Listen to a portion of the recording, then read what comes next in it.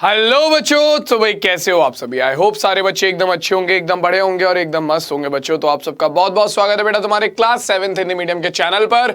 और बच्चों मैं आपका मैथमेटिक्स का टीचर यानी कि आपके अपने कमल सर लेकर आ चुके हैं आपके लिए क्लास 7th का आपका अगला चैप्टर, जिसका नाम है नाम है परिमेय संख्याएं। और बच्चों ये चैप्टर आपका बहुत ज्यादा जरूरी है, ना ही केवल क्लास 7th के लिए। देखो क्लास 7th में तो इसमें से बहुत ज्यादा आता ही है, एग्जाम्स में काफी ज्यादा पूछा जाएगा तुम्हारा परिमेय संख्या वाले चैप्टर में से।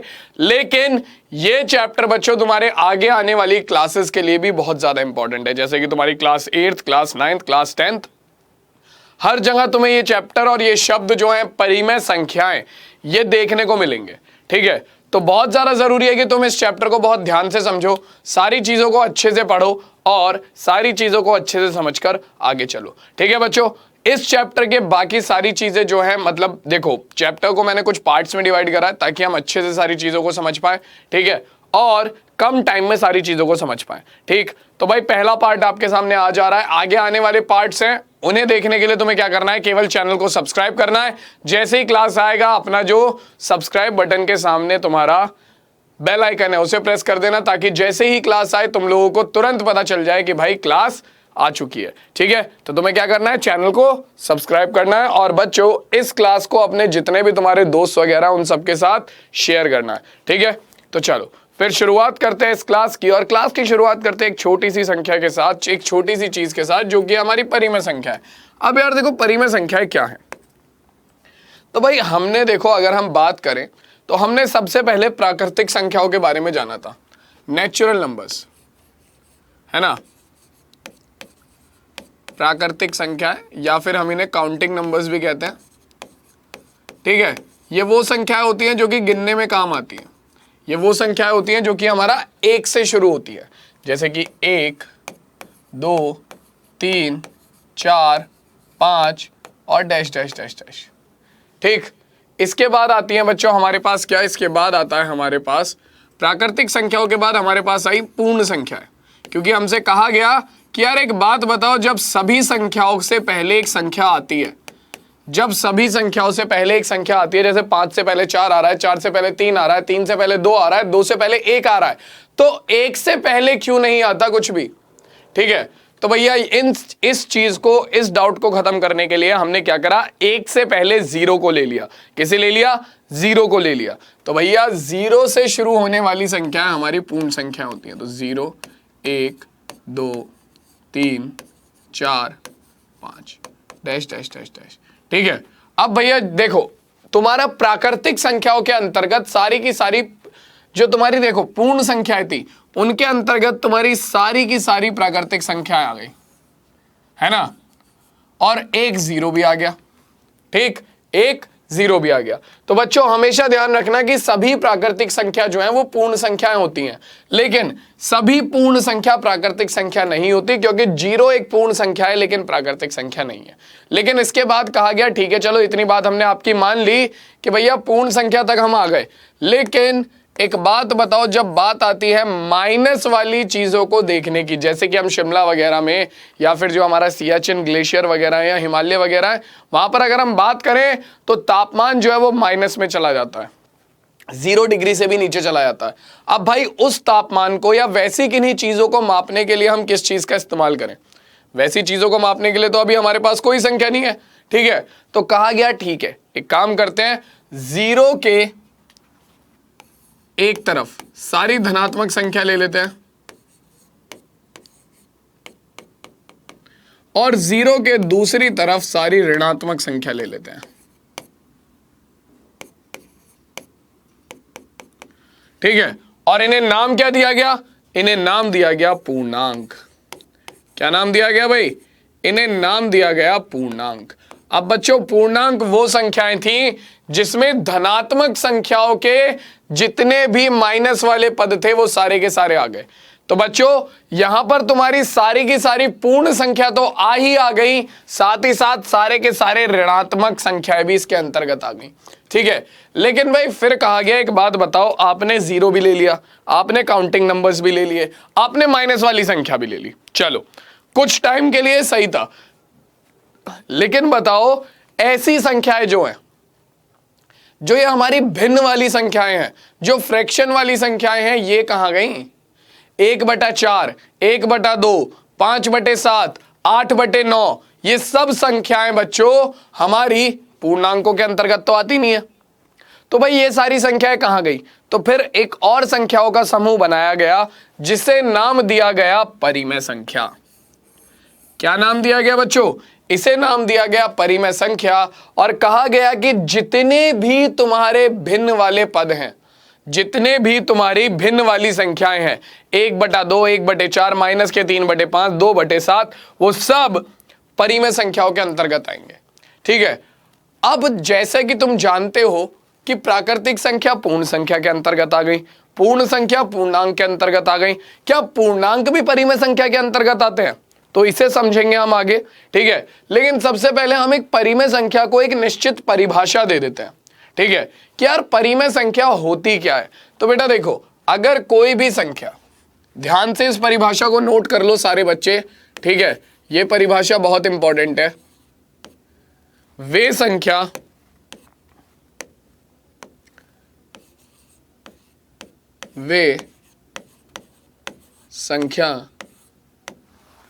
जिन्हें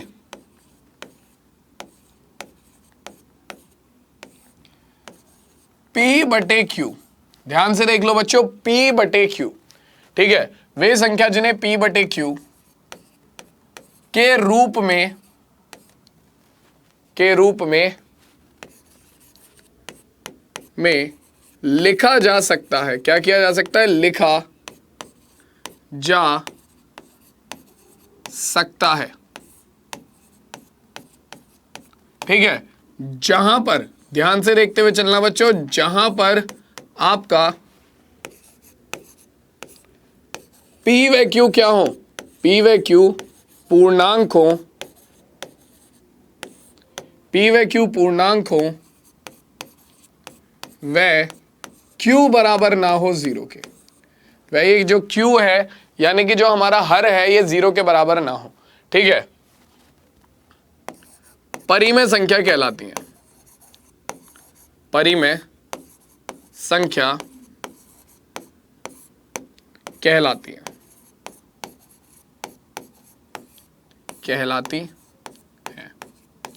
छुट्टी। ठीक है बच्चों, तो ये एक परिमेय संख्याओं की निश्चित परिभाषा है।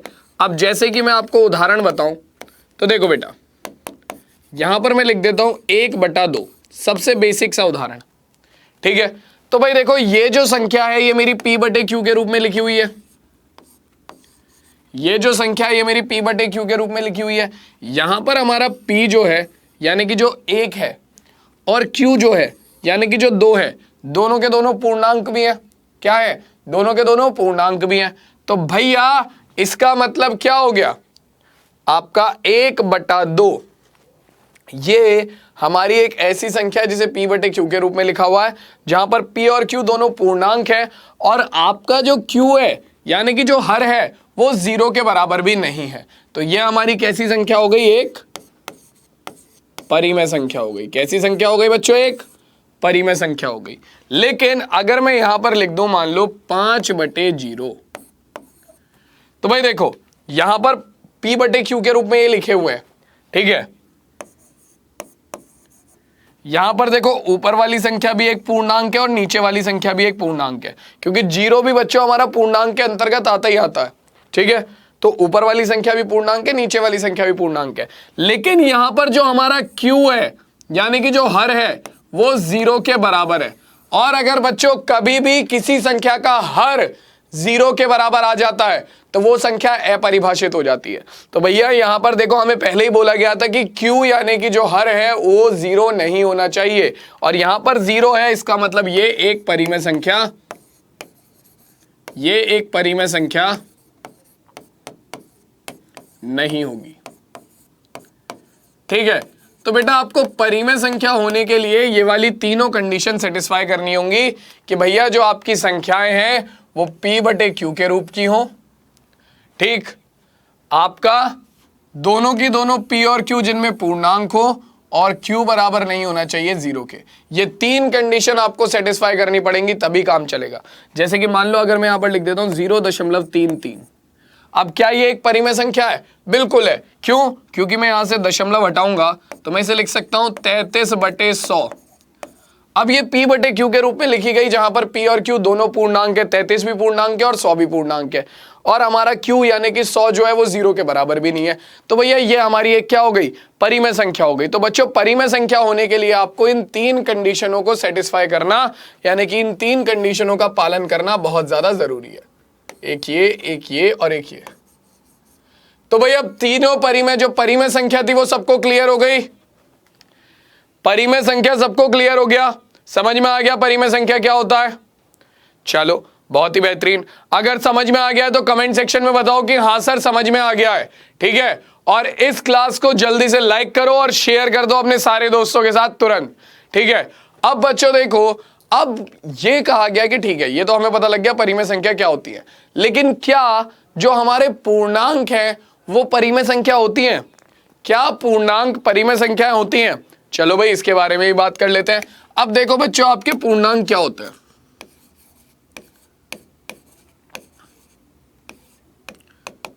अगर हम बात करें तो पूर्णांक हो गया हमारा -4, -3, -2, -1, 0, 1, 2, 3, 4। ठीक है, ये सभी के सभी हमारे पूर्णांक हैं। ठीक, अब बच्चों इन संख्याओं को मैं इस तरीके से लिख सकता हूं, ध्यान से देखना। मैं -4 को लिख सकता हूं -4/1। मैं -4 को लिख सकता हूं -4/1, है ना? -4/1 का मतलब क्या? -4। अब बच्चों देखो, ये पूरी की पूरी संख्या किस रूप में लिखी गई? P बटे Q के रूप में लिखी गई, जहां पर P यानी कि -4 भी पूर्णांक है और Q यानी कि 1 भी पूर्णांक है ना? और बच्चों यहां पर जो हमारा Q है वो बराबर नहीं है 0 के। तो यानी कि बच्चों ये हमारा परिमेय संख्याओं की सारी कंडीशन को सेटिस्फाई कर रहा है, सारी कंडीशनों को मान रहा है। इसका मतलब -4 जो है वो एक परिमेय संख्या होगा। बिल्कुल सही बात है। चलो एक और उदाहरण ले लेते हैं, 0 के बारे में बात करते हैं। तो बेटा देखो 0 को भी मैं लिख सकता हूं 0/1। यहां पर भी बच्चों देखो ये P बटे Q के रूप में लिखा गया, जहां पर P यानी कि 0 भी पूर्णांक है और Q यानी कि 1 भी पूर्णांक है। ठीक है, और इसमें बच्चों आपका जो 1 यानी कि जो हर है वो 0 के बराबर नहीं है। ऊपर वाली संख्या 0 के बराबर है, कोई फर्क नहीं पड़ता। हमें परिभाषा में क्या बोला गया था? हमें बोला गया था कि Q यानी कि हर बराबर नहीं होना चाहिए 0 के, अंश तुम्हारा बराबर है। P का मान अगर 0 है भी तो भी कोई फर्क नहीं पड़ेगा। ठीक है, तो यहां पर हमारा अंश 0 है, हर 0 नहीं है। तो बच्चों ये संख्या P बटे Q के रूप में भी लिखी जा रही है। ठीक है, ये संख्या हमारा Q बराबर नहीं है 0 के, यानी कि इसका हर भी 0 के बराबर नहीं है। ठीक है, और यहां पर P और Q यानी कि अंश और हर दोनों पूर्णांक भी हैं, तो ये भी हमारी क्या हो गई? एक परिमेय संख्या हो गई। तो बेटा यहां से हमें एक चीज तो क्लियर हो गई कि आप कोई भी पूर्णांक उठा लो, वो सारे के सारे पूर्णांक आपका परिमेय संख्या के रूप में लिखे जा सकते हैं। कोई भी पूर्णांक आप उठा लो, वो सारे के saरे पूर्णांक परिमेय संख्या के रूप में लिखे जा सकते हैं। ठीक है, तो हम यहां से लिखेंगे सभी पूर्णांक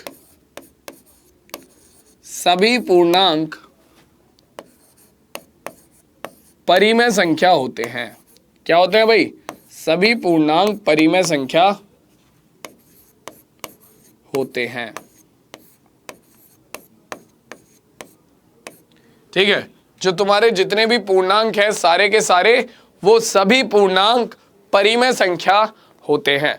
ठीक है, और बच्चों अब मुझे एक बात बताओ, जब सभी पूर्णांक परिमेय संख्या होते हैं तो क्या सभी परिमेय संख्याएं पूर्णांक होती हैं? लगाओ थोड़ा सा दिमाग, क्या सभी परिमेय संख्याएं पूर्णांक होती हैं? बिल्कुल भी नहीं। क्योंकि बेटा देखो, अगर मैं लिख देता हूं 2/3 तो 2/3 एक परिमेय संख्या तो जरूर है, लेकिन वो एक पूर्णांक नहीं है। तो ध्यान रखना, सभी पूर्णांक जो है वो परिमेय संख्या होते हैं, लेकिन सभी परिमेय संख्याएं पूर्णांक नहीं होती। ठीक है, तो ये वाला पॉइंट सबको क्लियर हो गया। चलो अब अगले पॉइंट के बारे में बात करते हैं। बच्चों ये है हमारी समतुल्य परिमेय संख्या। ये कोई ज्यादा कठिन नहीं है।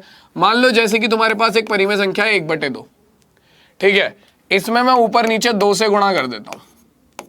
तो ये आ गया 2/4। अब एक बात देखो, जो 1/2 था, जो 1/2 था और जो 2/4 है, इन दोनों का मतलब तो एक ही है। 1/2 जो है और 2/4 जो है, इन दोनों का मतलब तो एक ही है। इसे भी जब तुम हल करोगे तो तुम्हारे पास क्या आएगा, 1/2 ही आएगा। ठीक है, ऐसे ही अगर मान लो मैं एक और संख्या ले सकता हूं, क्या, 3/6। ठीक है, इसे भी तुम हल करोगे तो 1/2 ही आएगा।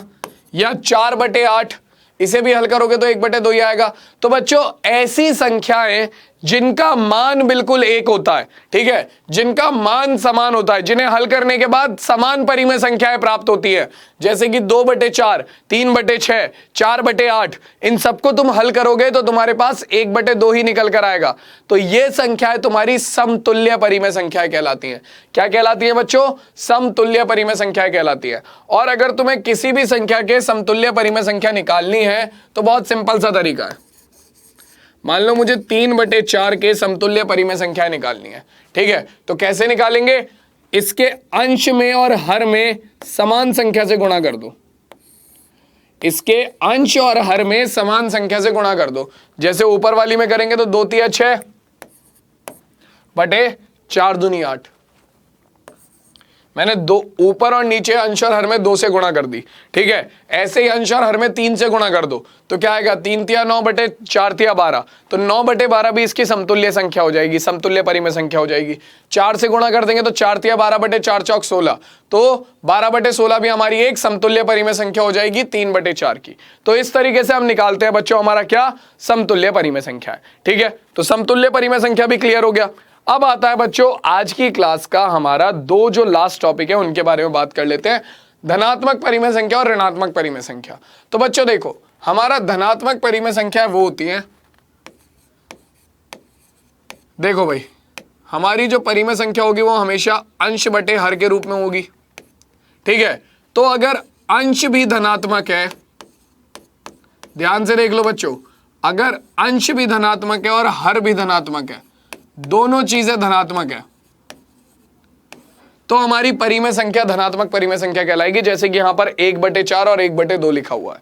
ठीक है, या फिर मैं कोई और उदाहरण ले लेता हूं, 5/7, 9/2 या 4, क्योंकि 4 को तुम 4/1 लिख सकते हो। ठीक है, ये जितनी भी संख्याएं हैं यहां पर आपका अंश भी धनात्मक है और हर भी धनात्मक है, तो ये सारी संख्याएं धनात्मक परिमेय संख्या के अंतर्गत आती हैं। ठीक है, जो ऋणात्मक परिमेय संख्या होती है वो कौन सी होती है, ऋणात्मक परिमेय संख्याओं के अंतर्गत तुम्हारी वो संख्याएं आती हैं बच्चों, जैसे कि तुम्हारा जिनमें आपका या तो अंश धनात्मक होगा और हर ऋणात्मक होगा, या फिर हर धनात्मक होगा और अंश ऋणात्मक होगा। ठीक है, जैसे कि तुम्हारा अंश ले लो, अंश बटे हर, तो इसमें कम से कम एक चीज जरूर ऋणात्मक होगी, अंश ऋणात्मक हो गया तो आपका हर धनात्मक होगा। ठीक है, और अगर आपका हर धनात्मक हो गया तो अंश ऋणात्मक होगा। कोई एक चीज जरूर ऋणात्मक होगी, जैसे कि तुम्हारा -3/5 या -2/1 या -3। ठीक है, -3 को आप क्या लिख सकते हो, -3/1, या इसमें लिख देता हूं -3/2। ठीक है, तो ये सभी संख्याएं क्या है, ये हमारी ऋणात्मक परिमेय संख्या होती है। ठीक है बच्चों, तो आज की जो ये क्लास थी, इस क्लास में मैंने आपको अच्छे से समझा दिया है कि आपकी परिमेय संख्याएं क्या होती हैं। ठीक है, धनात्मक परिमेय संख्या क्या होती है, ऋणात्मक परिमेय संख्याएं क्या होती हैं। ठीक है, समतुल्य परिमेय संख्याएं क्या होती हैं, ठीक, क्या पूर्णांक परिमेय संख्याओं के अंतर्गत आते हैं। तो ये सारी चीजें हमने बिल्कुल अच्छे से क्लियर कर ली है। ठीक है, तो अब बच्चों आपको क्या करना है, अगले पार्ट का इंतजार करना है। जितनी चीजें तुम्हें आज बताई हैं उन्हें ध्यान में रखना है, उन पर बेस्ड क्वेश्चन करने हैं। चैनल को करना है सब्सक्राइब, वीडियो को करना है लाइक, और इस क्लास को अपने सारे क्लास 7th के जितने भी तुम्हारे दोस्त वगैरह उन सबके साथ करना है शेयर। मैं तुमसे मिलूंगा सीधा तुम्हारी अगली क्लास में। तब तक के लिए अपने इस क्लास 7th हिंदी मीडियम के चैनल को प्यार ऐसे ही देते रहो। मैं मिलता हूं सीधा अगली क्लास में। टेक केयर, टाटा और बाय बाय बच्चों।